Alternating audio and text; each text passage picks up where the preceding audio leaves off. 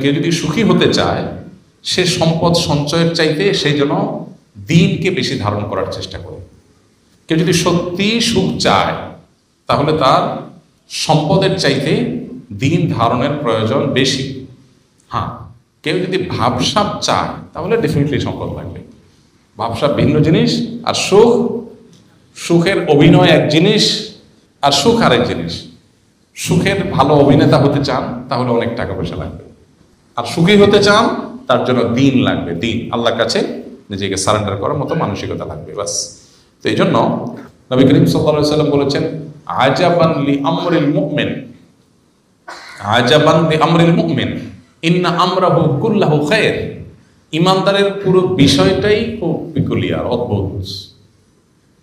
কারণ ইমানদারের জীবনে সবকিছুতেই কল্যাণ। ইন আসাবাহু খায়রুন, ইমানদারের জীবনে যদি কোনো ভালো কিছু হয়, কোনো সুসংবাদ আসে, উপকারী কিছু আসে, তখন সে শাকারা, আল্লাহর শুকরিয়া জানায়, আলহামদুলিল্লাহ বলে, ক্রেডিটটা আল্লাহকে দেয়। তো একদিকে সে নেয়ামত পেয়েছে, আবার শুকরিয়া আদায় করে সে সওয়াব পেয়েছে, দুই দিকে লাভ। ওয়াইন আসাবাহু শাররুন, আর ইমানদারের যদি কোনো ক্ষতি স্পর্শ করে তাকে, বিপদ আসে, সবারা, তখন সে সবর করে, ধৈর্য ধারণ করে। ফাকানা খায়র আল্লাহ, আর ধৈর্য ধারণ করলে তার বিনিময়ে সে আল্লাহর কাছ থেকে রিওয়ার্ড পায়। তাহলে সুখ পেলেও তার লাভ, দুঃখ পেলেও, হাতে মরলেও লাখ, বাঁচলেও লাখ। ইমানদার অবস্থা এরকম।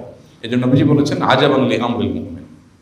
এই জন্য যে ভাই প্রশ্ন করেছেন, তার প্রশ্ন উত্তর হলো এটাই যে আল্লাহ যাই করেন বান্দার জন্য মঙ্গলের জন্য করেন। এর মানে হলো সবর যদি করতে পারে বান্দা, তাহলে দুনিয়ার কোনো অকল্যাণ, দুনিয়ার কোনো কষ্টই মানুষের জন্য ক্ষতিকর নয়। শুধু সবর যদি সে করতে পারে, এটা তার বহুগুণ লাভ হয়ে তার কাছে ফিরে আসবেই আসবে।